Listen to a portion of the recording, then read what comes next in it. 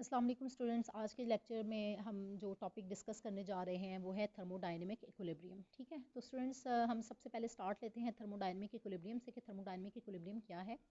तो सबसे पहले हम इसको डिफाइन कर लेते हैं कि when the macroscopic properties of the system in various phases. Macroscopic properties जैसे कि हमने प्रीवियस लेक्चर में डिस्कस किया है, जैसे कि मैक्रोस्कोपिक प्रॉपर्टीज में आपके पास आ जाती हैं।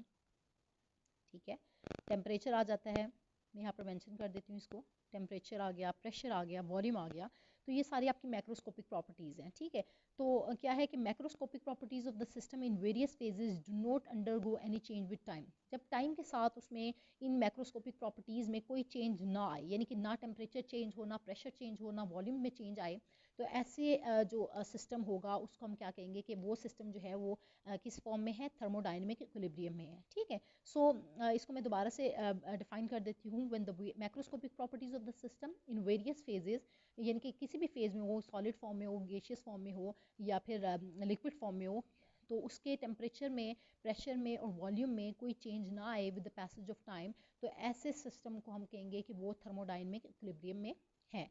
सो अब ये तो हमने डिस्कस किया कि थर्मोडायनेमिक इक्विलिब्रियम क्या है। तो अब इसकी जो डिफरेंट टाइप्स हैं इक्विलिब्रिया की, हम उनको डिस्कस करेंगे। तो आपको सबसे पहले पता हो कि 3 डिफरेंट टाइप्स के इक्विलिब्रिया जो होते हैं वो मौजूद हैं। फर्स्ट को हम कहते हैं थर्मल इक्विलिब्रियम।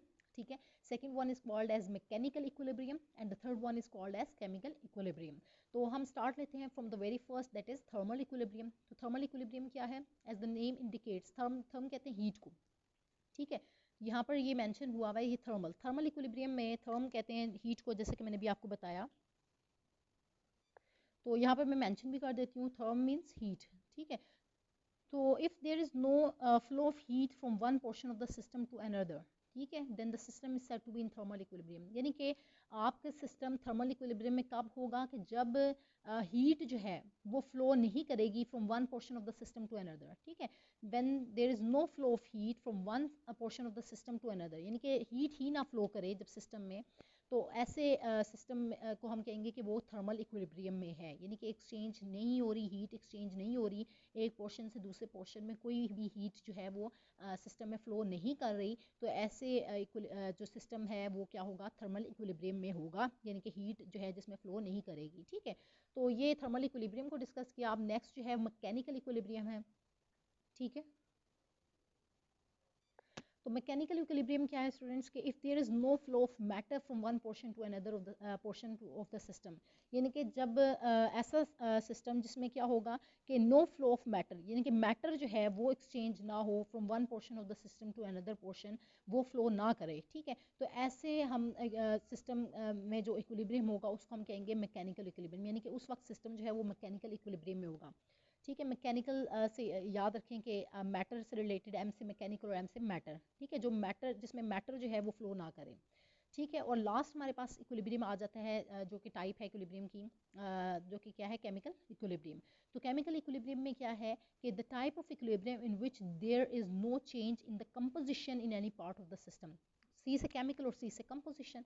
तो ये मैंने भी आपको बताया कि मैकेनिकल में आपने याद रखना है क्या चीज़, मैकेनिकल में कि मैटर जिसमें फ्लो ना करे। ठीक है, no flow of matter from one portion of the system to another. और केमिकल इक्विलिब्रियम में क्या है, सी से केमिकल और सी से कंपोजिशन, यानी कि सिस्टम में जो कंपोजिशन है उसकी, ठीक है, वो बरकरार रहे, उसमें कोई चेंज ना आए। ठीक है, so the system type of equilibrium in which there is no change in the composition in any part of the system, यानी कि जो कंपोजिशन है सिस्टम की उसमें कोई भी चेंज ना आए with the passage of time. ठीक है, with the passage of time, तो ऐसे इक्विलिब्रियम को हम कहते हैं केमिकल इक्विलिब्रियम, यानी कि उस वक्त हम कहेंगे कि सिस्टम जो है वो केमिकल इक्विलिब्रियम में है। ठीक है, तो ये स्टूडेंट्स हमने आज के लेक्चर में जो है हमने स्टूडेंट्स थर्मोडायनेमिक इक्विलिब्रियम को डिस्कस किया और डिफरेंट टाइप्स ऑफ इक्विलिब्रिया को डिस्कस किया। और वो डिफरेंट टाइप्स जो हैं आपको मैंने बताई कि ये 3 डिफरेंट टाइप्स हैं, थर्मल इक्विलिब्रियम, मैकेनिकल इक्विलिब्रियम और केमिकल इक्विलिब्रियम। तो इसको मैंने अच्छे से आपको डिस्कस कर दिया है, अच्छे तरीके से हमने इनको डिस्कस किया आज के लेक्चर में कि थर्मल इक्विलिब्रियम में क्या है कि हीट जो है वो फ्लो ना करे, नो फ्लो ऑफ हीट। ठीक है, यानी कि हीट जो है वो one portion of the system to another portion जो है वो फ्लो ना करे, तो ऐसे इक्विलिब्रियम को हम थर्मल इक्विलिब्रियम कहेंगे।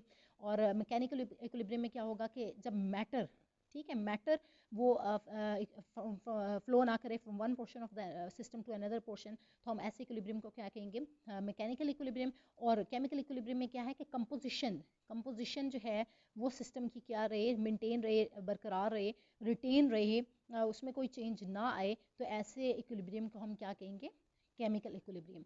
तो स्टूडेंट्स ये शॉर्टकट था, ये मीन्स इसको याद करने का तरीका कि थर्म हीट से है, तो इसमें हीट का है, मैकेनिकल मैटर से, तो इस तरह से आप मैटर और केमिकल में कंपोजिशन देखी जाती है, तो इस तरह से आपको ये जो है ट्रिक है याद करने की, इसको होप्स हो कि ये आपको जो है टॉपिक क्लियर हो गया। तो इस लेक्चर से रिलेटेड अगर आपके माइंड में स्टिल कोई भी क्वेश्चन है तो आप मुझसे कमेंट्स में पूछ सकते हैं। Thank you so much students.